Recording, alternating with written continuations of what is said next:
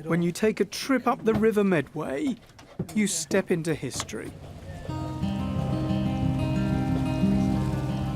Our boat is leaving the Isle of Sheppey, not far from Chatham, where warships were built for 400 years, including HMS Victory, which won the day at the Battle of Trafalgar.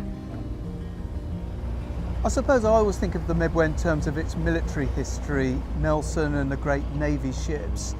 But as much as anything, it's a great trading artery, really. Yeah, well, that's right. We're standing midway between Roman archaeology behind us and the huge King's North power station and oil refinery. So the Romans were manufacturing salt and boiling salt in order to preserve the meat and the food. We catch up really in the 17th century with the Dutch wars, so that was when the river becomes really defensive. We pass one of the many Napoleonic forts as we head towards the Hoo Peninsula, where the past meets the present. These rotting ships include bulk cargo carriers from World War II. They are hulks, and they're by no means the first. A hulk really is a general term that describes a ship laid up for some reason or other, either because it's past its useful service life or it's not been put into service yet.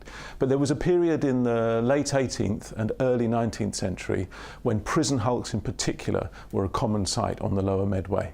Britain is involved in a series of wars with France and other countries, and this means that very large numbers of enemy soldiers are brought back to Britain and have to be held somewhere. But the government pressed into service old warships to serve as floating prisons in estuaries and harbours around the UK.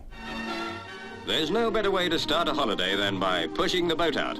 So let's start with barges racing on the Medway.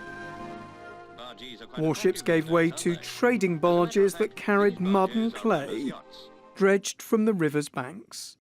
That leads us across the water to our final destination. So what exactly is it we're looking at? It seems to be the end of the heyday of the working life of the river, really, right up to the probably end of the Second World War. From that point on, road and rail transport really took over to move the bulk goods manufactured around the area. So what we're looking at is a ship's graveyard.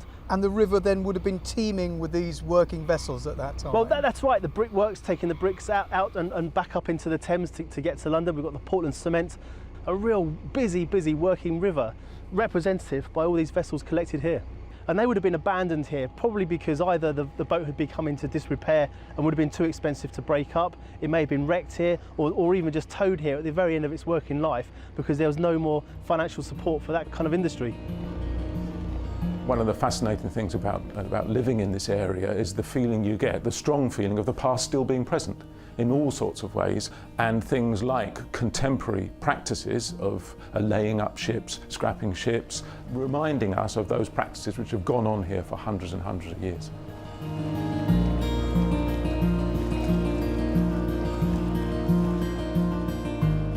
The hulks of Hoo come and go, and their story ebbs and flows, like the river itself. Derek Johnson, ITV News, on the Medway.